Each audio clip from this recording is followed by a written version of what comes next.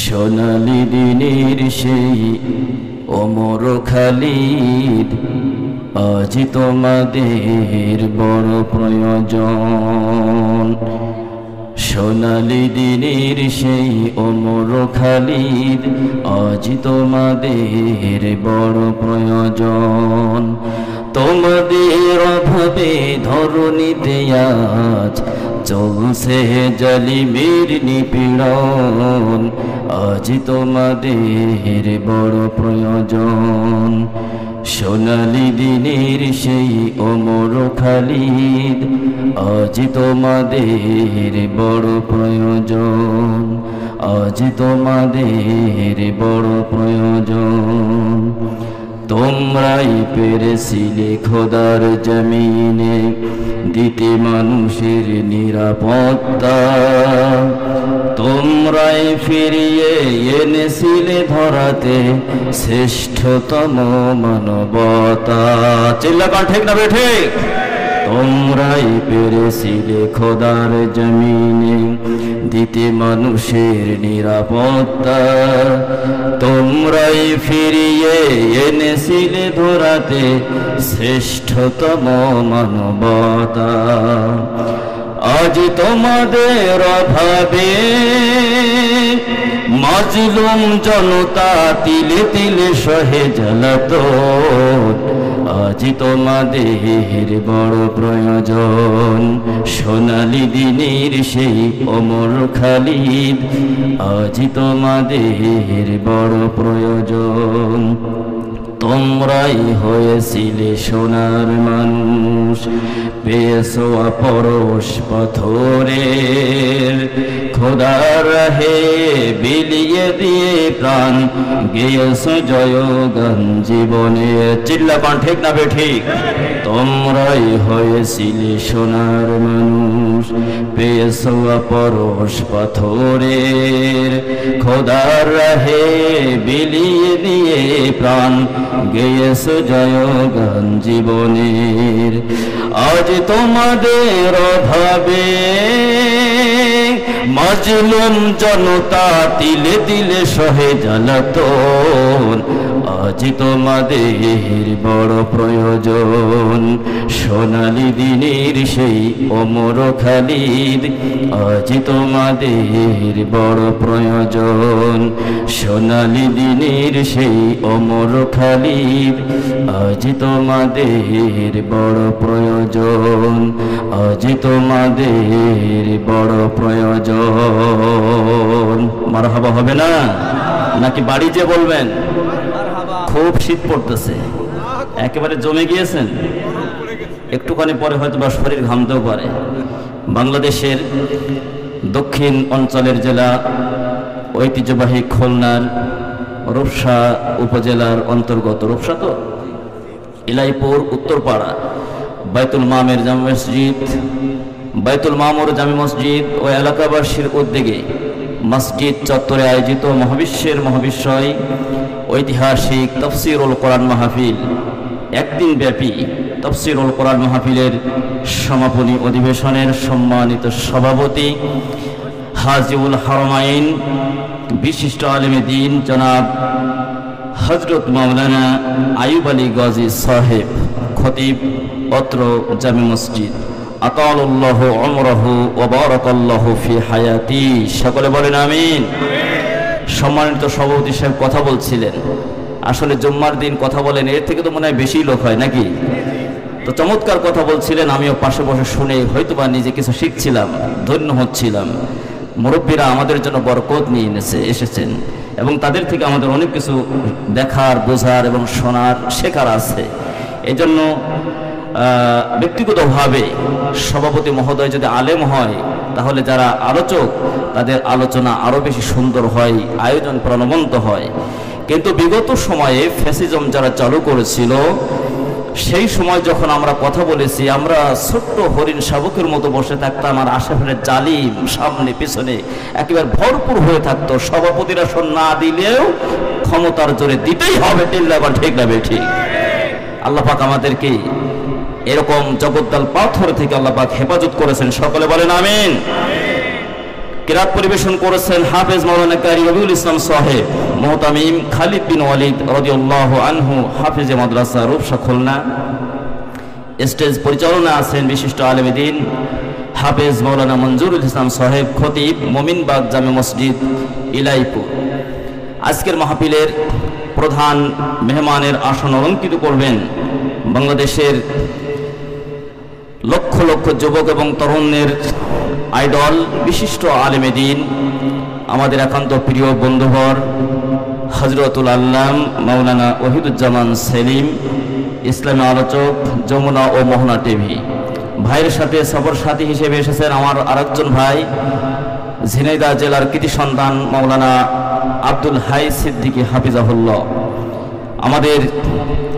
আমার পূর্বে কথা বলেছেন সম্মানিত সভাপতি তো বলেছেনই, এশারা নামাজের পূর্ব মুহূর্ত পর্যন্ত কথা বলেছেন, যার মাধ্যমে আপনারা আমাকে আহ্বান জানিয়েছেন, দাওয়াত করেছেন সুদূর যশোর থেকে, যার দাওয়াত নিয়ে আমি এই পর্যন্ত কোরআনুল কারীম এবং রাসূলের সুন্নাহ থেকে কিছু কথা বলার জন্য আল্লাহ পাক এনেছেন। আমার প্রিয় ভাই হযরতুল আল্লাম হাফেজ মাওলানা মাহদী হাসান হেলাল ভাইয়ের জন্য দোয়া করছি, আল্লাহ রাব্বুল আলামিন তাকে যেন কোরআনুল কারীমের এই ময়দানে কবুল করেন, সকলে বলেন আমিন। আমাদের সামনে ধুলির আসনে বসা আছেন পিতৃতুল্য বাবাজিরা, সমবয়সী যুবক ভাইয়েরা, স্নেহের সোনামণিরা, পর্দার অন্তরালে সম্মানিত মা এবং বোনেরা, বাংলাদেশ সরকারের গোয়েন্দা সংস্থার আইন শৃঙ্খলা নিয়োজিত সদস্যবৃন্দ থাকতে পারেন। বিশেষ করে সোশ্যাল মিডিয়ার এই যুগে আমাদের অনেকগুলো মিডিয়ার ভাইরা এখানে উপস্থিত হয়েছেন। বিশেষ করে যশোর থেকে আগত মাইমুনা টিভি, যেই পেজ এবং ইউটিউব চ্যানেলে প্রতিনিয়ত আমাদের আলোচনা দেখা যায়। সাথে সাথে আছেন জামিল মিডিয়া 24, বাগেরহাট থেকে আগত হামিম টিভি এসেছেন। এই নাম না জানা আরও যারা এসেছেন সকলকেই আন্তরিক মোবারকবাদ জানাচ্ছি, ধন্যবাদ জানাচ্ছি। যারা দীর্ঘ সময় ধরে বসে আছেন আল্লাহর কথা রাসূলের কথা শোনার জন্য, এবং বাড়ি তো সকলে যেতে চাই, কিন্তু কিছু পাথর যাতে এখান থেকে নিয়ে যেতে পারি তার জন্য আমরা এখানে বসে আছি। আল্লাহ রাব্বুল আলামিন সকলকে আজকে যে কথাগুলো এখানে আলোচনা হবে আমরা যেন সবটুকু এখানে দাফন করে না রেখে আমরা যেন বাড়ি পর্যন্ত নিয়ে যেতে পারি। আল্লাহ পাক আমাদের তৌফিক দান করেন, সকলে বলেন আমিন। আরো জোরে বলেন আমিন। সম্মানিত হাজিরিন, আল্লাহ রাব্বুল আলামিন আমাদের উপরে মেহেরবানি করেছেন, আল্লাহ পাক আমাদের দয়া করেছেন, কোরআনুল কারীম শিক্ষা দিয়েছেন। আর কোরআনুল কারীম যখন শিক্ষা গ্রহণ করেছি তারপরে পরিপূর্ণ মানুষ হয়েছি। যার মধ্যে কোরআনুল কারীমের জ্ঞান নাই, ইলম নাই, রাসূলের আদর্শ সম্পর্কে যে অনভিহিত, এরকম মানুষদেরকে দেখতে মানুষের মতো মনে হলেও কোরআনুল কারীমের ভাষায় তারা এখনো সত্যিকার অর্থে মানবতার যে হক দাবি রেখে তারা এখনো পরিপূর্ণ মানুষ হতে পারে না, ঠিক কিনা বলেন? 55 নম্বর সূরাতুর রহমানের প্রথম দিকে আল্লাহ রাব্বুল আলামিন আলোচনা করেছেন আর রহমান আল্লামাল কোরআন খলাকাল ইনসান আল্লামাহুল বায়ান, দয়াময় আল্লাহ তাআলা। এরপরে তিনি কোরআনুল কারীম শিক্ষা দিয়েছেন, এরপরে মানুষ বানিয়েছেন, তারপরে আমাদেরকে কথা বলার শক্তি আল্লাহ পাক দান করেছেন। সম্মানিত হাজিরিন, কোরআনের জ্ঞান যতক্ষণ পর্যন্ত আমরা অর্জন করতে না পারবো ততক্ষণ পর্যন্ত পরিপূর্ণ মানুষ আমরা হতে পারবো না, ঠিক কিনা বলেন? এটা কি মোল্লার কথা না আল্লাহর কথা? আচ্ছা, একটা উদাহরণ দিয়ে যদি আপনাদেরকে বোঝাই, যখন আপনার ছোট্ট কোমলমতি শিশু বাচ্চাকে যখন আপনি মাদ্রাসা হোক, আপনার স্কুল হোক, আপনার যখন সন্তানকে আপনি নিয়ে যান, উস্তাদের কাছে যে বলেন আপনার লক্ষ্য এবং উদ্দেশ্য কি সন্তানকে নিয়ে, এই সন্তানকে নিয়ে আপনি কি স্বপ্ন দেখেন, এরপরে উস্তাদকে বলেন এই সন্তান আপনার কাছে রেখে গেলাম, সন্তানটাকে একটু মানুষ বানিয়ে দিন। কি বানান? একটু মানুষ বানিয়ে দিন। আমার কথা বোঝা যায়? আচ্ছা, আপনাদের কাছে জিজ্ঞাসা, যে সন্তানকে আপনি মানুষ বানাতে বললেন, ওই সন্তান এর আগে কি মানুষ ছিল না? মানুষ ছিল। তাহলে কেন মানুষ বানাতে বললেন? আসলে মানুষের যা কিছু আছে তার মধ্যে সব কিছু আছে, কিন্তু ওহের জ্ঞান যখন তার ভিতর প্রবেশ না করবে, মনুষ্যত্ব বোধ যতক্ষণ পর্যন্ত জাগ্রত হবে, সেটা দেখতে মানুষের মতো হলেও প্রকৃত অর্থে তাকে মানুষ বলা যায় না। চিল্লা বা ঠিক না বেঠিক? এই জন্য আমাদের সমাজে অনেক মানুষরূপী জানোয়ার আমরা দেখতে পাই, জন্তু জানোয়ার হায়নার চেয়ে আরো বেশি নিকৃষ্ট এবং নোংরা স্বভাবের।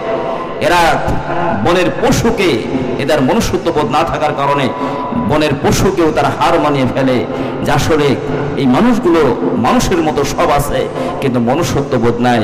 এই জন্য আল্লাহ রাব্বুল আলামিন কোরআনুল কারীম দান করেছেন, আর নবীজিকে বলেছেন, ও নবী ওয়ায়ুযাক্কিকুম ওয়া ইউআল্লিমুকুমুল কিতাবা ওয়াল হিকমা, ওগো নবীজি এই কোরআনুল কারীম দ্বারা আপনি তাদেরকে তাজকিয়া করেন, তাদেরকে পরিশুদ্ধ করেন।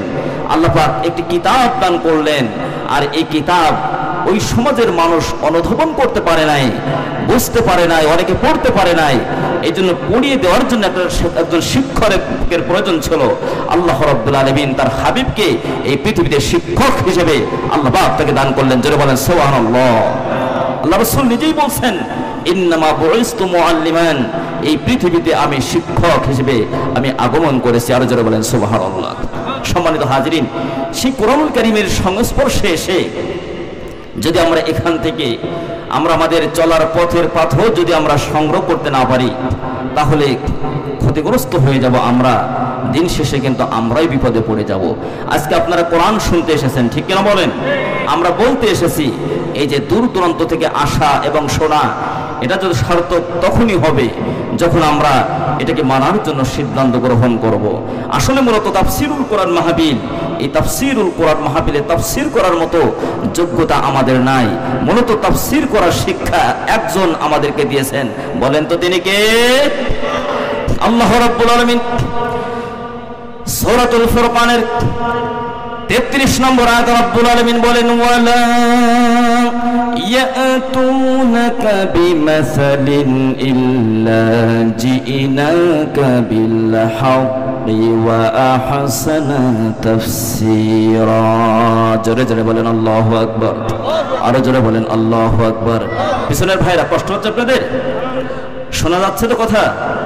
আমরা কিছু কথা আমরা বলতে চাই, কিছু কথা নিয়ে যেতে চাই, যাতে করে আমরা চলার পথে যদি গতানুগতিক শুধু ট্রেডিশন হয়ে যায়, এমন যে আমরা আসলাম আর শুনে চলে গেলাম, এখান থেকে নেওয়ার কোনো মানসিকতা আমাদের থাকলো না, তাহলে আসলে এই সার্থকতাটা কোথায়? এত সুন্দর আয়োজন, দৃষ্টিনন্দন এবং মনোমুগ্ধকর আয়োজন, দেশের বিভিন্ন অঞ্চল থেকে আলোচনা করার জন্য এসেছি, আপনারা শোনার জন্য এসেছেন।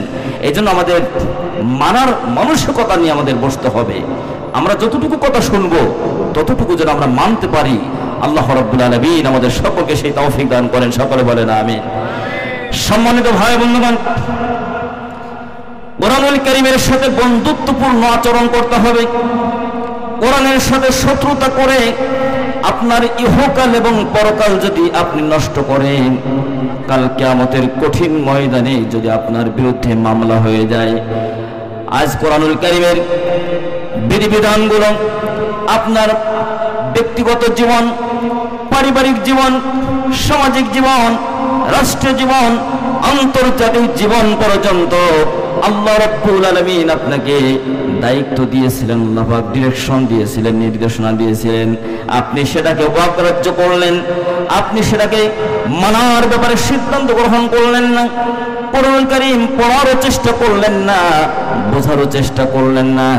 কোরআনের বিধিবিধানকে বৃদ্ধাঙ্গুলে দেখালেন, পৃষ্ঠদেশ পোষণ করে চলে গেলেন। এরপরে শয়তানি পথজাতি, শয়তানের পাতানো রাস্তায় আপনি জীবন পরিচালনা করলেন। এইভাবে যদি আপনার জীবন যদি অব্যাহত থাকে, দুনিয়ার সফর যখন শেষ হয়ে যাবে, ময়দানে মাহশারে সেদিন আল্লাহর রাসূল আপনার বিরুদ্ধে সেদিন মামলা দায়ের করবে। একটু জোরে বলা যাবে কি নাউযুবিল্লাহ? আমার ভাই বন্ধুগণ, আল্লাহ রাসূল যদি সেদিন মামলা দায়ের করেন, তাহলে আমাদের পক্ষে ডিফেন্স দেওয়ার মতো সেদিন কি কেউ থাকবে? কথা বলেন না কেন, থাকবে কেউ? আল্লাহ রাব্বুল আলামিন সূরা ফুরকানের 30 নম্বর আয়াতে জানালেন, وقال الرسول يا رب إن قومي اتخذوا هذا القرآن مهجورا। জোরে জোরে বলেন আল্লাহু আকবার। আল্লাহ রাব্বুল আলামিন বলেন, সেদিন রাসূল আল্লাহ পাকের কাছে অভিযোগ করবেন যে রব্বুল আলামিন কোরআনুল কারীম জাতির জন্য আখেরি কনস্টিটিউশন পথ প্রদর্শক হিসেবে রেখে এসেছিলাম। যখন পৃথিবীর মাঝ থেকে চলে এসেছিলাম বলে এসেছিলাম, লাম তারাকতু ফীকুম আমরাইন লান তাদিল্লু মা তামাসসাকতুম বিহিমা কিতাবাল্লাহি ওয়া সুন্নাত রাসূল। আল্লাহু আকবার বলেন। আল্লাহ রাসূল সাল্লাল্লাহু আলাইহি ওয়াসাল্লাম বলেছেন, দুইটা জিনিস তোমাদের জন্য রেখে গেলাম, এই দুইটা জিনিসকে যদি তোমরা আঁকড়ে ধরতে পারো শক্তভাবে, তাহলে তোমরা কখনো লক্ষ্যচ্যুত হবে না, তোমাদের নৈতিক পদস্খলন কখনো ঘটবে না, তোমাদের যে টার্গেট, তোমাদের যে লক্ষ্য সিরাতুল মুস্তাকিমের পথ থেকে তোমরা কখনো বিচ্যুত হবে না। সেই দুইটা জিনিসের মধ্যে নাম্বার 1 হচ্ছে মহাগ্রন্থ কোরআনুল কারীম। সুবহানাল্লাহ বলেন। আর 2 নম্বর হচ্ছে রাসূলের সুন্নাহ, রাসূলের আদর্শ। এই দুইটা জিনিসকে যতক্ষণ পর্যন্ত আমরা আঁকড়ে ধরে থাকব, ততক্ষণ পর্যন্ত আমরা পথভ্রষ্ট হব না, আমরা গোমরাহির পথে চলে যাব না। আর এই কোরআনুল কারীমকে সামনে না রেখে যখন আপনি পিছনে রাখবেন, তখন আপনি এমনিতেই জাহিলিয়াতের যুগের মধ্যে আপনি প্রবেশ করবেন। চিল্লাবেন ঠিক না ঠিক? সম্মানিত ভাই বন্ধুগণ, আল্লাহ রাব্বুল আলামিন হযরত ঈসা আলাইহিস সালাতু ওয়াস সালাম যখন পৃথিবীর মাঝ থেকে তিনি বিদায় নিয়ে চলে গেলেন, ঈসা আলাইহিস সালাম বিদায়ের পরে মুহাম্মদ সাল্লাল্লাহু আলাইহি সাল্লাম এই পৃথিবীতে আগমন এবং তার নবুয়ত পর্যন্ত দীর্ঘ প্রায় 500 বছরের একটা ব্যবধান রয়ে গেল। মানুষের একেবারে জাহিলিয়াতের মধ্যে এমন ভাবে নিমজ্জিত হয়ে পড়ল, এই মানুষদেরকে আল্লাহ রাব্বুল আলামিন জাহিলিয়াতের ভিতরে থেকে তাদেরকে আল্লাহ পাক উঠিয়ে সত্য এবং সুন্দরের সাথে তাদের সম্পর্ক উন্নয়নের জন্য রব্বুল আলামিন তার হাবিবকে দায়িত্ব প্রদান করলেন।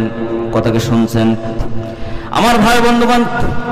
ওহীর জ্ঞান না থাকার কারণে, আসমানি গ্রন্থ না থাকার কারণে, কোরআন না থাকার কারণে ওই সময় এমন হয়ে গেল, ওটা আয়ামে জাহিলিয়া হয়ে গেল। ওহীর জ্ঞানকে যখন আপনি গুরুত্ব না দিবেন, কোরআনুল কারীমকে এবং আসমানি গ্রন্থকে যখন আপনি গুরুত্ব না দিবেন, তখন ওটা গুরুত্বহীন হয়ে পড়বে, তখন ওটা মাহজুর কিতাবে পরিণত হয়ে যাবে, পরিত্যক্ত কিতাবে পরিণত হয়ে যাবে। তখন ওই সমাজের মানুষগুলো তারা দেখতে মানুষের মতো থাকবে, কিন্তু তারা পশুর মতো চরিত্র তাদের হয়ে যাবে। চিল্লায় এখন ঠিক না বেঠিক? এই জন্য দেখেন ঈসা আলাইহিস সালাম থেকে মুহাম্মদ সাল্লাল্লাহু আলাইহি ওয়াসাল্লাম পর্যন্ত দীর্ঘ সময় নবী এবং আসমানি কিতাব না থাকার কারণে মানুষগুলো আয়ামে জাহিলিয়া হয়ে গেল। আর বাংলাদেশ স্বাধীনতার পর থেকে এই 53-54 বছর পর্যন্ত আমরা দেখেছি শাসনের পালাবদল হয়েছে, শাসকের পালাবদল হয়েছে, কিন্তু সিস্টেম পরিবর্তন হয়নি। এই কারণে সেই সময় হয়েছিল আয়ামে জাহিলিয়া, সময়ের ব্যবধানে আমরা দেখেছি আওয়ামী জাহিলিয়া। ঠিক না ঠিক? আমার ভাই বন্ধুগণ, এই জাহিলিয়া এমন ভাবে মানুষের ভাগ্যের আকাশে এমন ভাবে চেপে বসেছিল, দেশ এবং জাতির ভাগ্যকে ছিনিমিনি খেলা হয়েছে, রাষ্ট্রের সকল স্তরগুলোকে ভেঙে তছনছ করে দেওয়া হয়েছে, সমাজের সবচেয়ে ভালো মানুষগুলোকে অপরাধী হিসেবে বিবেচনা করা হয়েছে, আলিমদের জন্যই জেলখানাগুলোকে মামুর বাড়ি বানানো হয়েছে, কোরআনুল কারীমকে তারা শত্রুতে পরিণত করেছে। আসলে কোরআনুল কারীমকে সম্মান এবং ইজ্জত দিলে ওই মানুষের সম্মান এবং ইজ্জত আল্লাহ রাব্বুল আলামিন বাড়িয়ে দেন। আর কোরআনুল কারীম যেহেতু একটা মৌসাক, এখান থেকে মধু আহরণ করতে হয়, সংগ্রহ করতে হয়, কিন্তু এই মৌসাকে যদি ঢিল মারা হয়, এই মৌসাক হোল ফেটায়া মামার বাড়ি দিল্লিতে পাঠিয়ে দেয়। ঠিক আছে আমার ভাই বন্ধুগণ? এই জন্য দুশ্মনী করেছে আল্লাহর কোরআনের সাথে। মূলত ব্যক্তি আল্লামা দেলোয়ার হোসেন সাইদি সাহেবের সাথে দুশ্মনী ছিল না, ইমরান হোসেন সাহেবের সাথে দুশ্মনী ছিল না। আল্লাহর কোরআনের এই ময়দানে 22টি বছর ধরে বাংলাদেশের রাজধানী থেকে শুরু করে প্রত্যন্ত অঞ্চল পর্যন্ত আমি কথা বলছি। আসলে কাউকে ঝাঁকি দিয়ে, কাউকে নাড়া দিয়ে, কাউকে আমাকে খোসা দিয়ে কোনো কথা বলা অভ্যাস কোনো কালে ছিল না, কিন্তু আসলে আপনারা মাঝে মধ্যে দেশ এবং জাতির সামনে আপনারা নিজেদেরকে সাধু সাজাতে চান। কি করেছি আমরা, কেন আমাদের শর্ত হবে, কি অপরাধ আমরা করেছি, আমরা বলেছি, আপনারা কি করেননি। ঠিক না বে ঠিক? চিন্তা করেন, ঠিক না বে ঠিক? কোনটা করেননি আপনারা? আজকে মানবতাকে আপনারা ধ্বংস করে দিয়েছেন। মানবতার সবচেয়ে বড় বন্ধু যারা ছিল, দেশ এবং জাতির কল্যাণে যারা নিজেরা নিবেদিত প্রাণ ছিল, নিজের সাদের সবকিছু যারা আল্লাহ এবং তার রাসূলের জন্য, দ্বীনের জন্য, মানবতার জন্য অর্থ করে দিয়েছেন, সেই জাতির শ্রেষ্ঠ সন্তান আল্লাহর বিরুদ্ধে ঠুনকো অজুহাত দিয়ে শয়তানি এবং বাটপাড়ির মাধ্যমে, জুডিশিয়াল কিলিং এর মাধ্যমে জাতির শ্রেষ্ঠ সন্তানগুলোকে আপনারা হত্যা করেছেন। আপনারা হত্যা করেছেন। মানবতার বিরুদ্ধে সবচেয়ে বড় অপরাধ আপনারা করেছেন। ঠিক না ঠিক যারা বলে? আমার ভাই বন্ধুগণ, শুধু তাই নয়, জাতির শ্রেষ্ঠ সন্তান তাফসীর মাহফিলের রূপকার, যার আলোচনা শুনে ইমরান হোসেন সাইফি শুধু নয়, বাংলাদেশের লক্ষ লক্ষ তরুণ এবং যুবক আলেম ওলামা, আজকে বাংলাদেশের সবচেয়ে জনপ্রিয় মুফাসসির ডক্টর মিজানুর রহমান আজহারি, তিনি থেকে শুরু করে নিয়া যারা তার বিরোধিতা করে তারাও পর্যন্ত তারা গোপনে বসে বসে আল্লামা সাইদি সাহেবের আলোচনা শুনে শুনে এই তাফসীরের এই ময়দানটাকে তারা সাজিয়েছে। জোরবানা ঠিক না বে ঠিক? তাকে তাফসীর মাহফিলের জনক হিসেবে আখ্যায়িত করি আমরা, এই জন্য যে ব্যক্তি আল্লামা দেলোয়ার হোসেন সাইদি তিনি রাজনৈতিক কোন নেতা হিসেবে আমরা কিন্তু তাকে কখনোই মানুষের সামনে চিত্রিত করার চেষ্টা করি না। আমরা তাকে তাফসীর জগতের উপকার এবং আল্লাহর কোরআনের পাখি, তার অবদান অনস্বীকার্য। তিনি অর্ধশত রাষ্ট্র তিনি সফর করেছেন এবং হাজার হাজার মানুষ তার হাতে কালেমা গ্রহণ করলো। সেই মানুষটা বেঁচে থাকলে আপনাদের ভোট কমে যেত। এই জন্য মানুষটাকে জুডিশিয়াল কিলিং এর মাধ্যমে যখন আপনারা হত্যা করতে পারেন নাই, তখন আপনাদের পাঠানো বিচারপতি দিয়ে এই মানুষটাকে আপনারা বিস্ফোরক করে হত্যা করেছেন। চিল্লাপান ঠিক না ঠিক? আপনারা মাঝে মধ্যে উকি মারতে চান, এই দেশ এবং জাতি আপনাদেরকে কখনো গ্রহণ করবে না, আপনাদেরকে ক্ষমা করবে না। আপনারা জাতির শ্রেষ্ঠ সন্তানদেরকে আপনারা হত্যা করেছেন। কাজেই যদি তওবার দরজা বন্ধ হয় নাই, এখনো খোলা আছে, মাপ যদি পেতে চান, ক্ষমা যদি পেতে চান, তাহলে আল্লাহ পাকের কাছে তওবা করুন। আর যাদের সাথে এই অন্যায়গুলো করা হয়েছে, সেই মানুষগুলোর কাছে ক্ষমা চাওয়া দরকার আছে না নাই? জোরে বলেন আছে না নাই? কিন্তু তারা সেটা না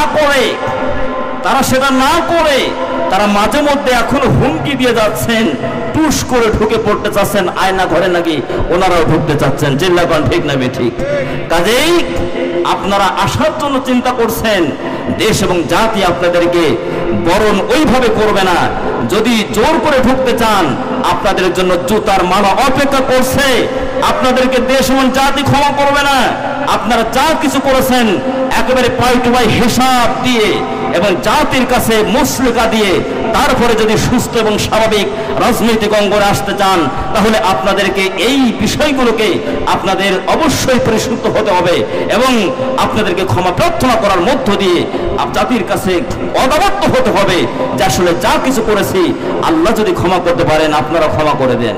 কিন্তু আপনাদের সেই ধরনের সেই প্রতারণার জালে আর এই দেশ এবং জাতি কখনো আর পাপে ভা দিবে না। জোরে বলেন ঠিক না ঠিক?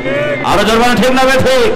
সম্মানিত ভাইয়েরা, হয়তোবা শেষ পর্যন্ত আপনারা থাকতে নাও পারেন, এই জন্য মূল আলোচনায় যাওয়ার আগে হেডলাইন্স গুলো জানিয়ে দিলাম। মারহাবা কম। সম্মানিত ভাই বন্ধুগণ, আলোচনার সূচনায় ৭৪ নম্বর সূরা সূরাতুল মুদ্দাসসির আপনাদের খেদমতে আলোচনা করেছি।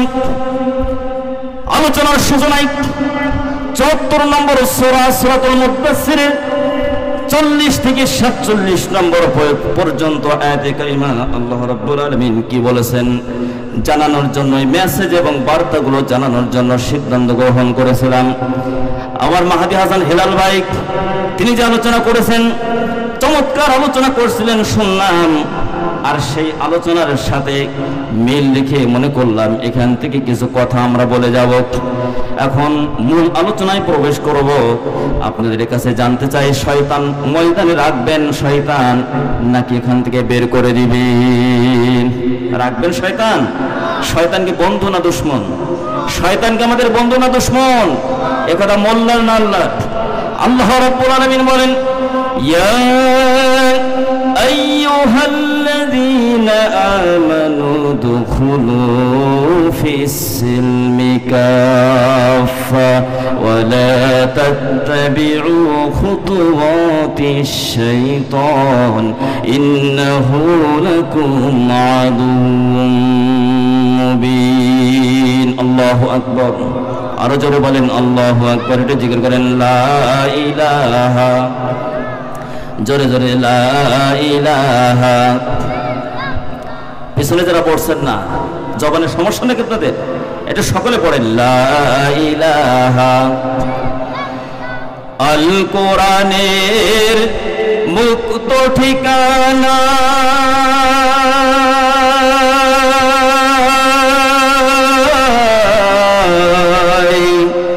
চালাও মোদের কাবার ঠিকানায়। সকলে বলেন আমিন। যে পথ ধরলে না পাই তোমায়, সে পথে গামী করো না।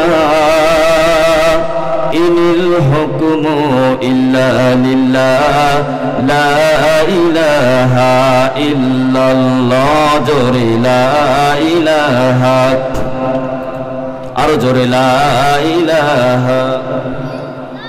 যদি আল্লাহকে পেতে চাও তবে কোরআনকে ভালোবাসো।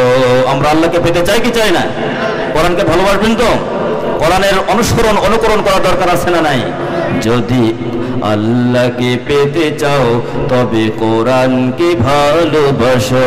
যদি জান্নাতে যেতে চাও তবে কোরআনকে ভালোবাসো। কোরআনের মাহফিলে বসে বড় দলে দলে, কোরআনের মাহফিলে এসে বলো দলে দলে, জান্নাতি আশা নিয়ে বসো। যদি আল্লাহকে পেতে চাও তবে কোরআনকে ভালোবাসো। যদি জান্নাতে যেতে চাও তবে কোরআনকে ভালোবাসো। থেমে গেছে আমার এই কণ্ঠের গান, মানুষের দুঃখ দেখি কাঁদে এই প্রাণ, কাঁদে এই প্রাণ। যারা বলেন ঠিক কিনা? থেমে গেছে আমার এই কণ্ঠের গান, মানুষের দুঃখ দেখি কাঁদে এই প্রাণ, কাঁদে এই প্রাণ। অসহায় মানুষের কান্না মুসলিম কিভাবে হাসো। যদি আল্লাহকে পেতে চাও তবে কোরআনকে ভালোবাসো। যদি জান্নাতে যেতে চাও তবে কোরআনকে ভালোবাসো। জোরে বলেন মারহাবা। ভাই এবং বাবাজিরা, খারাপ লাগতেছে আপনাদের? খারাপ লাগতেছে? আর একটু চলবে আলোচনা? মা বোনেরা, আপনারা আপনাদের জায়গা থেকে আপনারা পিছনে যারা আসছে তাদেরকে জায়গা করে দেন। মা বোনেদের উপচে পড়া ভিড়, সারা বাংলাদেশের প্রত্যেকটা মাহফিলেই কিন্তু একই অবস্থা। কাজেই আরেকজন বোনকে জায়গা করে দেন, ভাইয়েরা পিছনের ভাইদেরকে জায়গা করে দেন। আপনাকে ডিঙ্গে যেতে কেউ সামনে আসতে না পারে, একটু নড়াচড়া দিবেন, আল্লাহ রাব্বুল আলামিন জান্নাত আল্লাহ পাক আপনাকে জায়গা করে দিবেন। সুবহানাল্লাহ। সম্মানিত হাজিরিন, ফাইযা ক্রাআতাল কুরআন ফাস্তাঈয বিল্লাহি মিনাশ শাইতানির রাজীম। আল্লাহ পাক সূরাতুন নাহলের 98 নম্বর আয়াতে আল্লাহ পাক বলছেন যে যখন কোরআনুল কারীম তেলাওয়াত করবে, যখন কোরআনুল কারীমের আলোচনা হবে, বক্তব্য হবে, তোমরা বিতাড়িত মারদুদ শয়তানের ওয়াসওয়াসা থেকে, কুমন্ত্রণা থেকে তোমরা আল্লাহর কাছে তোমরা পানা চেয়ে নাও। বলেন তো আদেশটা কার? যারা বলেন কার? আশেপাশে যদি কেউ ওঠার চেষ্টা করে আস্তে করে টুক করে বসায় দিবেন। যদি শরিয়াতের যে ওজর আছে সেই কারণে যদি যেতে চায় সেটা ভিন্ন কথা, তবে উঠাউটি কেউ করবেন না, এটা বেয়াদবি। আল্লাহ পাক বলছেন সূরা আরাফের 204 নম্বর আয়াতে, ওয়াইদা কুরিয়াল কুরআন ফাসতামিউ লাহু ওয়া আনসিতু লাআল্লাকুম তুরহামুন। যখন কোরআনুল কারীমের তেলাওয়াত হয়, আলোচনা হয়, বক্তব্য হয়, তখন তোমরা দুইটা কাজ করবা। বলেন তো কয়টা কাজ? নাম্বার 1 হচ্ছে তোমরা চুপ থাকবা, চুপ করবা, সাইক টক করা যাবে না, পারস্পরিক কথা বলা যাবে না, গল্প করার কোনো ময়দান এটা নয়। আল্লাহর কোরআনের কথা শুনবেন হেদায়েত নেওয়ার জন্য, ঠিক কিনা বলেন? আর 2 নম্বর হচ্ছে আপনারা হৃদয়ের যে দিলের যে চর্ম যে কান আছে এটার কথা বলছি না, দিলের যে কান আছে সেই কান দ্বারা এটা শুনতে থাকো।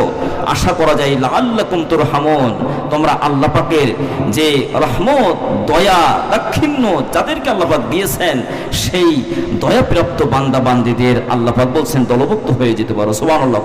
এখানে আল্লাহ পাকের কথা সম্ভবত থাকে না। আল্লাহ পাক যখন কোনো কিছু করতে চান এই সম্ভবতটাকে আবশ্যক করে দেন তিনি হলেন রব্বুল আলামিন। যারা বলে ঠিক না ঠিক। এই জন্য সকলে আউযু বিল্লাহি মিনাশ শাইতানির রাজিম, বিসমিল্লাহির রাহমানির রাহিম।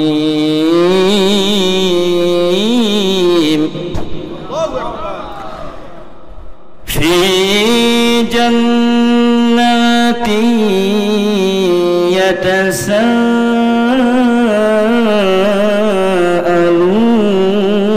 ইয়াতাসাআলুন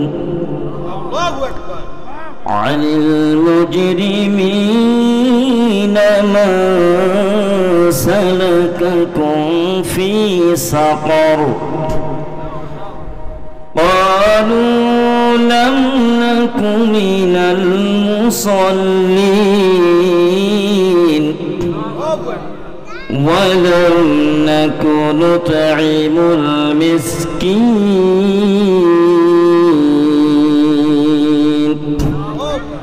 ওয়া কুন্না নাখুদু মা'আল খাইদিন ওয়া কুন্না নুকাযযিবু বিয়াউমিদ্দিন হাত্তা আতানাল ইয়াকিন।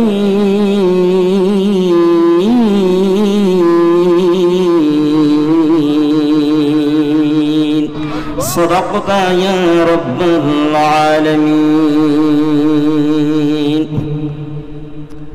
আলহামদুলিল্লাহ। ৭৪ নম্বর সূরা সূরাতুল মুদ্দাসসির।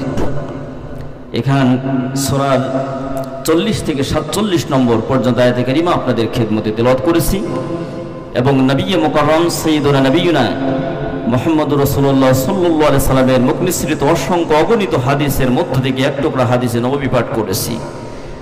আমরা সূরা সম্পর্কে কিছু তথ্য জেনে তারপর আমরা মূল বক্তব্যের মধ্যে প্রবেশ করব। এই সূরাটি নবী করিম সাল্লাল্লাহু আলাইহি সাল্লামের মাক্কি জিন্দেগীর একেবারে প্রাথমিক দিকে নাজিল হয়েছিল। যখন রাসূল করিম সাল্লাল্লাহু আলাইহি সাল্লাম তিনি নবুয়ত পেয়েছেন, এখন অত্যাচার নির্যাতন শুরু হয়নি। আল্লাহ পাক আদেশ করছেন যে কোন উঠুন আর ফাংদির, আপনি আপনার জাতিকে আপনি সতর্ক করেন।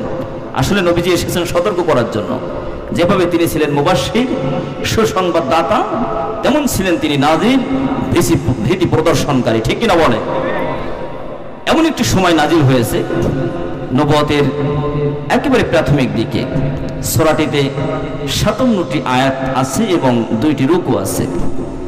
এই মোটামুটি একটি বড় সূরা। এই সূরার মধ্য থেকে আমরা ৪০ থেকে ৪৭ পর্যন্ত আয়াতে কারিমা তেলাওয়াত করেছি। আল্লাহ রাব্বুল আলামিন কি বলছেন তেলাওয়াতকৃত আয়াতের মধ্যে, কি মেসেজ দিচ্ছেন আমাদেরকে? আল্লাহ রাব্বুল আলামিন বলেন, ফি জান্নাতি ইয়াতাসাআলুন। আল্লাহ পাক বলেন, যারা জান্নাতের উদ্যানে যারা অবস্থান করবে, মানে ফয়সালা হয়ে যাওয়ার পরে আল্লাহ পাক যাদেরকে জান্নাত দিবেন, এবং ফয়সালা হয়ে যাওয়ার পরে যারা জাহান্নামের উপযুক্ত হবে, এমন ভাবে আল্লাহ পাক জান্নাত এবং জাহান্নামকে স্থাপন করেছেন যে জান্নাতীরা জাহান্নামীদেরকে দেখতে পাবে, আবার জাহান্নামীরা জান্নাতীদেরকে দেখতে পাবে। এটার একটা সুন্দর একটা ব্যাখ্যা আছে, কারণ আছে, সময় সাপেক্ষে সেটা বলবো। এরপরে পারস্পরিকভাবে তারা সওয়াল জবাব করতে থাকবে, একজন আরেকজনের কাছে প্রশ্ন করতে থাকবে। এখন জান্নাতি যারা, তারা যারা জাহান্নামী, যারা অপরাধী, তাদের জন্য আল্লাহ পাক জাহান্নাম বানিয়েছেন। অপরাধীদেরকে প্রশ্ন করবে আনিল মুজরিমিন, অপরাধী যারা তাদের কাছে প্রশ্ন করবে যে মা সালাকাকুম ফি সাকর, কেন তোমরা আজকে সাকরের মধ্যে নিক্ষিপ্ত হলে? সাকর তো জাহান্নামের একটা অংশ, একটা স্তর। এই জাহান্নাম তথা সাকরে তোমরা কেন প্রবেশ করলে, কেন তোমাদেরকে এখানে ঢোকানো হলো? তখন ওই দলভুক্ত আল্লাহ পাক যেন আমাদের কাউকে না করেন, সকলে বলেন আমিন।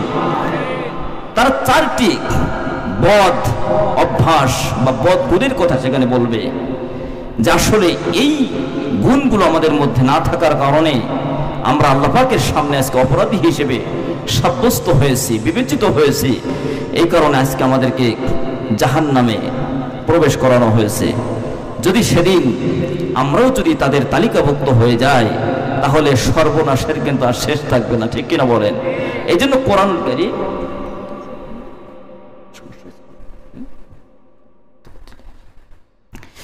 কোরআনুল কারীমের মধ্যে আল্লাহ রাব্বুল আলামিন বলছেন প্রত্যেকটি আয়াত হচ্ছে আমার এক একটি নিদর্শন।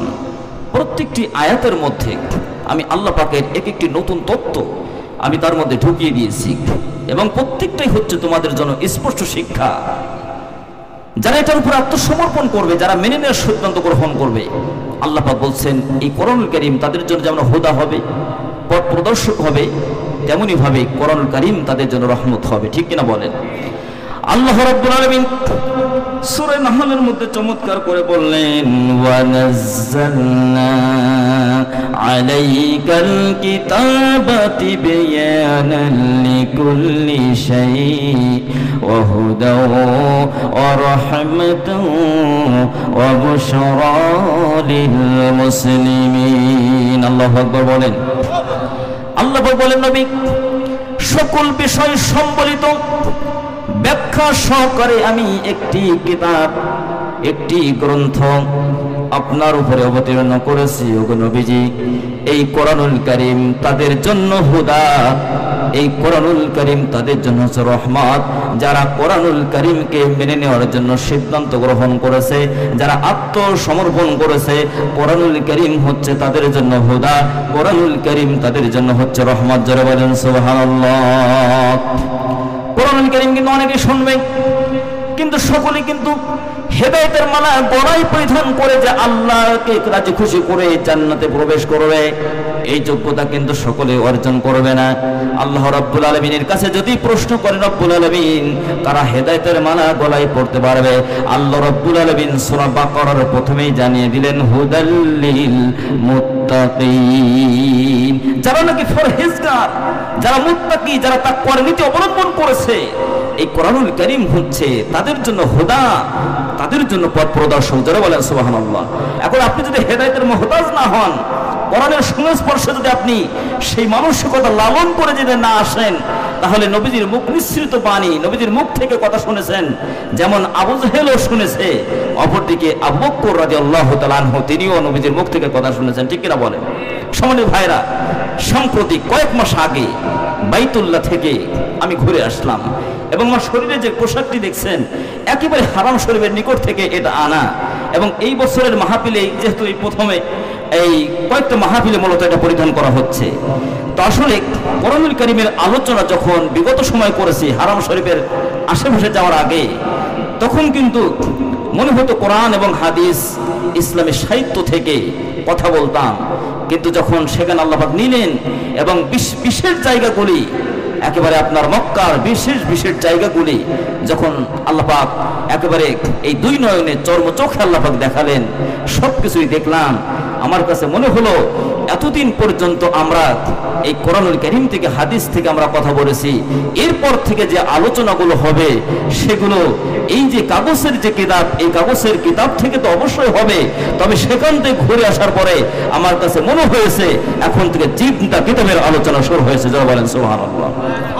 সম্মানিত ভাই বন্ধুগণ, মক্কা থেকে তায়েফে যখন গেলাম, নবীজির সাথে তায়েফবাসী যে শয়তানিগুলো করেছিল আপনাদের কাছে স্পষ্ট অস্পষ্ট নয়, এই জন্য সেই কথা বলে আমি আমার আলোচনা দীর্ঘায়িত করব না। শুধুমাত্র এতটুকু বলবো, কোরআনুল কারীম যখন নবীজি সময় পেতেন, সুযোগ পেতেন, সাথে সাথেই তিনি কোরআনুল কারীম তেলাওয়াত করতেন। কোরআনুল কারীম তিনি পাঠ করতেন। নবীজিকে তাইফে মারা হয়েছে, রক্তাক্ত করা হয়েছে, জখম করা হয়েছে। যেই জায়গায় নবীজির শরীর মোবারক থেকে সবচেয়ে বেশি রক্ত পড়েছিল, আমি সেই জায়গায় যখন আমি গেলাম আবেগ আপ্লুত হয়ে গেলাম। আহারে, এত সুন্দর নবীজিকে আমরা দেখি নাই, কিন্তু তার দেহের সেই সৌন্দর্য আমরা শুনেছি। তার হৃদয়টা কত নরম ছিল, শক্ত ছিল না শুনেছি, কোরআন থেকে পড়েছি, হাদিস থেকে পড়েছি। এই নবীর শরীরের আঘাত করলো। নবীজি তো তাদেরকে দাওয়াত দিয়ে আল্লাহর সাথে সম্পর্ক তৈরি করে দেওয়ার জন্যই তো নবীজি কাজ করেছিলেন, কিন্তু নবীজিকে ওরা কেন মারলো, ওরা দুশ্মনী কেন করলো নবীজির সাথে? মূলত নবীর সাথে দুশ্মনী ছিল না, তাদের দুশ্মনী ছিল হচ্ছে আল্লাহর কোরআনের সাথে। ঠিক কিনা বলেন? রাম গীতা ধরলে ওদের হয় না কোনো ক্ষতি, জিহাদি বই বলে ধরতো কোরআন থাকতো যদি। চিল্লা কন ঠিক না বেঠিক? রাম গীতা ধরলে ওদের হয় না কোনো ক্ষতি, জিহাদি বই বলে ধরতো কোরআন থাকতো যদি। যাত্রাপালা করলে ওদের হয় না অপমান, শুধু বাংলাদেশে চলতো না রে তাফসিরুল কোরআন। ঠিক না? হিন্দু না মুসলমান নাকি উভচরী শয়তান, ওরা হিন্দু না মুসলমান নাকি উভচরী শয়তান। আমার ভাই বন্ধুগণ, ১৫০০ বছর পূর্বেই নবীজির সাথে যেই কারণে দুশ্মনী করেছিল, তদানীন্তন সময়ের ওই শয়তান এবং বজ্জাতগুলো, আমি যখন বদরের প্রান্তরে গিয়েছি, আমি উহুদের প্রান্তরে গিয়েছি, সভাপতি মহোদয় কথা বলেছেন, উহুদ পাহাড়টা এখনো লালচে বর্ণ হয়ে আছে। একদিকে উহুদ পাহাড় আর একদিকে রোমা পাহাড়। এই যে নবীজির বিশিষ্ট সাহাবী হযরত আব্দুল্লাহ বিন জুবায়ের রাদিয়াল্লাহু তাআলা আনহুর নেতৃত্বে 50 জন সাহাবীকে নবী করিম সাল্লাল্লাহু আলাইহি ওয়াসাল্লাম দায়িত্ব দিয়েছিলেন, যুদ্ধ শেষ হয়ে গেলেও তোমরা এই গিরিপথটাকে তোমরা ছেড়ে দিবে না। যদি ছেড়ে দাও অতর্কিত কোনো হামলা হতে পারে এবং মুসলমান সেনাবাহিনী কিন্তু বিপর্যস্ত হতে পারে। আসলে মতানৈক্য যখন দেখা দিয়েছে, তারা সেই কাজটি করলেন। সাহাবাজমাইনদের ভিতর অনেকেই নিহত হলেন, অনেকে আহত হলেন, আবার নবীজি নিজে রক্তাক্ত হলেন, মাথার হেলমেট ভেঙে গিয়ে লোহার কোড়া ভিতরে ঢুকে গিয়েছিল। আমার ভাই বন্ধুগণ, এইভাবে নবীজিকে ওরা কষ্ট দিয়েছে। নবী করিম সাল্লাল্লাহু আলাইহি ওয়াসাল্লাম যখন কোরআন কারীম তেলাওয়াত করছেন, ওই যে আপনার বিশিষ্ট সাহাবী হযরত আব্বাস রাদিয়াল্লাহু তাআলা আনহু, যিনি নবীজিকে তিনি আঙ্গুরের ক্ষেত থেকে আঙ্গুর এনে তাকে শরবত করে খাওয়াইছিলেন, সেই বাগানটাও দেখে আসলাম। সাহাবী আব্বাস রাদিয়াল্লাহু তাআলা বাড়িটাকে সৌদি গভর্নমেন্ট একটি সুন্দর মসজিদ নির্মাণ করেছে। মসজিদের নাম দেওয়া আছে মসজিদে আব্বাস রাদিয়াল্লাহু তাআলা আনহু জামে মসজিদ। সম্মানিত হাজিরিন, নবী করিম সাল্লাল্লাহু আলাইহি ওয়াসাল্লাম যখন আল্লাহর কালাম তেলাওয়াত করছেন, আল্লাহর কালাম আল্লাহ পাক আমাদের জন্য দান করলেন। আর আল্লাহ বললেন, এই কোরআনের কেন্দ্রীয় আলোচ্য বিষয় হচ্ছে মানুষ। হাযা বায়ানুল লিন্নাস ওয়া হুদাল লিন্নাস ওয়া হুদা ওয়া মাউইযাতুল লিল মুত্তাকিন। আল্লাহ পাক বলছেন, এই কোরআনুল কারীমের আলোচ্য বিষয় হচ্ছে মানুষ, আর কোরআনুল কারীমের মধ্যে যে বর্ণনাগুলো আছে এটা হচ্ছে মানুষের জন্য বর্ণনা। আল্লাহ বলছেন, কোরআনুল কারীমকে আমি মানুষের জন্য হেদায়েতের কিতাব বানিয়েছি। যারা বলেন সুবহানাল্লাহ। নবীজি যখন কালামুল্লাহ হাকিম তেলাওয়াত করছেন, জিন সম্প্রদায়ের একটি গ্রুপ সেখানে উপস্থিত ছিল। নবীজির সুমধুর কণ্ঠ থেকে যখন আল্লাহর কালাম তারা শুনলেন, সঙ্গে সঙ্গে তারা শোনার পরে নিজেদের মধ্যে তারা বলাবলি শুরু করে দিলেন। আল্লাহ রাব্বুল আলামিন পরবর্তী সময়ে 72 নম্বর সূরা জিন জাতির নামে একটি সূরা আল্লাহ পাক নাযিল করে নবীজিকে জানালেন, ও নবীজি, কুল উহিয়া ইলাইয়া আন্নাহু ইসতামা'a নাফারুম মিনাল জিন্নি ফাকালু ইন্না সামি'না কুরআনান আজাবা। জোরে জোরে বলেন আল্লাহু আকবার, আরো জোরে বলেন আল্লাহু আকবার। আল্লাহ রাব্বুল আলামিন নবী, আপনি তো সেই সময় আপনি উপস্থিত ছিলেন না, পরবর্তী সময় আপনাকে জানানো হয়েছে। নবীজিকে বললেন, নবীজি আপনি বলে দেন, ওহীর মাধ্যমে আমাকে জানানো হয়েছে জিন জাতির একটি দল, একটি গ্রুপ আমার মুখ নিঃসৃত কোরআনুল কারীম তারা তেলাওয়াত শুনেছে। শোনার পরে তারা নিজেদের মধ্যে তারা আলোচনা শুরু করে দিল এবং বলল, ইন্না সামি'না কুরআনান আজাবা, আমরা এক আশ্চর্যজনক কিতাব শুনেছি। কোরআনুল কারীমকে তারা আশ্চর্যজনক কিতাব বলেছে। আর মানুষ হয়ে আমরা কোরআনের সংস্পর্শে এসে এখনো পর্যন্ত আমরা আবুল হেকাম আবু জেহেলি রয়ে গেলাম, ঠিক কিনা বলেন? অথচ ওরা বলছে আসলে ইয়াহদি ইলা রুশদ, এটা কি ধরনের হতে পারে? ইয়াহদি ইলা রুশদ সেটা হচ্ছে হেদায়েতের দিকে মানুষকে আহ্বান জানাই, হেদায়েতের পথ দেখাই। ওয়ালান নুশরিকা বিরব্বিনা আহাদা ফাআমান্না বিহি ওয়ালান নুশরিকা বিরব্বিনা আহাদা। সুতরাং যখনই কোরআন শুনেছি, ঈমান এনেছি, আর আমরা সিদ্ধান্ত গ্রহণ করেছি আমরা কশিনকালেও এই কোরআনুল কারীম বা আল্লাহ তাআলার সাথে আমরা কখনো বিরুদ্ধাচরণ করব না, আমরা শিরকি করব না, আমরা কুফরি করব না। জিনেরা যদি সিদ্ধান্ত গ্রহণ করতে পারে, মানুষ হিসেবে আমাদের সিদ্ধান্ত গ্রহণ করার দরকার আছে না নাই? জোরে বলেন আছে না নাই? আমার ভাই বন্ধুগণ, আল্লাহ রাব্বুল আলামিন বলেন সূরা মুদ্দাসসিরের মধ্যে আল্লাহ পাক জানালেন, ওগো নবীজি আপনি জানিবেন চার শ্রেণীর মানুষ কাল কিয়ামতের কঠিন ময়দানে যখন বিচারের পরে ফয়সালা যখন হয়ে যাবে, জাহান্নামে যখন চলে যাবে, জান্নাতীদের সাথে দেখা হবে, অথবা জান্নাতীরা তাদের উদ্যান থেকে তারা দেখতে পাবে, যাহারে আমরা তো সমাজের একেবারে নিগৃহীত নিষ্পেষিত মানুষ ছিলাম, আমরা নিষ্পেষিত মানুষ ছিলাম, আমরা অসহায় ছিলাম, টাকা পয়সা ছিল না, সমাজে আমাদের কোনো প্রভাব পরিবর্তন ছিল না, কিন্তু আজকে আল্লাহ রাব্বুল আলামিন এত সুন্দর উদ্যান আমাদের দান করেছেন। আর যাদেরকে দেখেছিলাম সমাজের সবচেয়ে বড়, যারা সমাজের প্রভাবশালী প্রতিপত্তিশালী, সমাজের যারা অধিপতি, যারা সমাজের যারা সর্বোচ্চ আসনে যারা আসীন ছিল, সেই মানুষগুলো কত সুন্দরভাবে তাদের জীবনযাপন করেছে, তারা ভালোভাবে চলেছে, আমরা কষ্টের মধ্যে নিহত ছিলাম। কিন্তু আজকে সেই মানুষগুলো এত কঠিন খারাপ জায়গা, সেখানে কেন আজকে তারা আসলো? তারা পরস্পরের মধ্যে জিজ্ঞাসা করবে, সওয়াল করবে, জানতে চাইবে, যাহারে অমুক সলিমুদ্দি তুই তো অনেক বড় মাপের লোক ছিলি, আমাদেরকে তো একেবারে 4 পয়সা মূল্য দিবি না, আমাদেরকে কিভাবে অত্যাচার করা যায়, জুলুম করা যায়, নির্যাতন করা যায়, কোনো অপরাধ আমাদের ছিল না। আল্লাহর কোরআনের কর্মী আমরা ছিলাম, নবীজির আল্লাহর দ্বীনের কর্মী আমরা ছিলাম, আল্লাহকে রব হিসেবে মেনে নিয়েছিলাম, আমরা আল্লাহর নবীকে আমাদের আদর্শের নেতা হিসেবে মেনে নিয়েছিলাম, আমরা বঙ্গবন্ধুকে আদর্শের নেতা হিসেবে আমরা মানি নাই, আমরা জিয়াউর রহমানকে মানি নাই, এরশাদ চাচাকে মানি নাই, আবার ইসলাম আন্দোলনের যারা দায়িত্বশীল তাদেরকেও কিন্তু আমরা আদর্শের নেতা হিসেবে আমরা মানি নাই, আমরা আদর্শের নেতা হিসেবে তাকেই মেনেছিলাম যাদেরকে আল্লাহ রাব্বুল আলামিন, যাদের জন্য আল্লাহ পাক একজনকে বানিয়েছিলেন উসওয়াতুন হাসানা, তিনি আর কেউ নন, তিনি হলেন মুহাম্মদুর রাসূলুল্লাহ সাল্লাল্লাহু আলাইহি ওয়াসাল্লাম। আমার ভাই বন্ধুগণ, এখন যখন প্রশ্ন হবে, লজ্জা পেয়ে যাবে যে কেন দেখানোর দরকার ছিল? কষ্টের মধ্যে আছে ভালো কথা, কিন্তু দেখানোর কি দরকার ছিল? কষ্টের তীব্রতা যাতে আরো বেশি বৃদ্ধি পায়। আর যারা শান্তিতে আছে, এখন আমি তো ঘেমে যাচ্ছি, আপনারা অনেকে শান্তির মধ্যে আছেন, বেঁধে আছেন। এখন সম্মানিত হাজিরিন, আমাকে কষ্ট দেয়া হচ্ছে, মনে করেন আপনাদেরকে সুখ দেয়া হচ্ছে, এটা যদি আমি না দেখতাম তাহলে আমার কাছে কষ্টটা বেশি মনে হতো না? এটা জিকির করেন, লা ইলাহা ইল্লাল্লাহ সুবহানাল্লাহ আলহামদুলিল্লাহ লা ইলাহা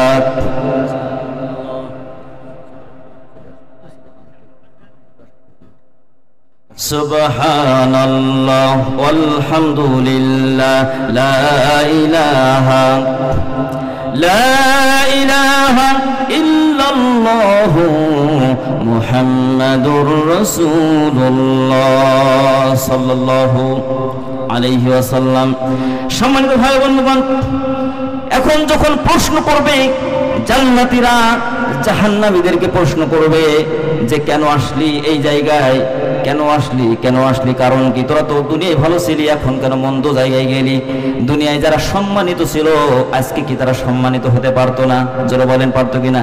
কিন্তু দুনিয়ায় সম্মান পেয়ে, ক্ষমতা পেয়ে, ক্ষমতার অপব্যবহার করে, বাহাদুরি করে এমন শয়তানি শুরু করে দিয়েছো, আল্লাহকে, আল্লাহর কিতাবকে পর্যন্ত জমিন থেকে তোমরা ডিলিট করে দেওয়ার চেষ্টা করেছিলে, ঠিক কিনা বলেন?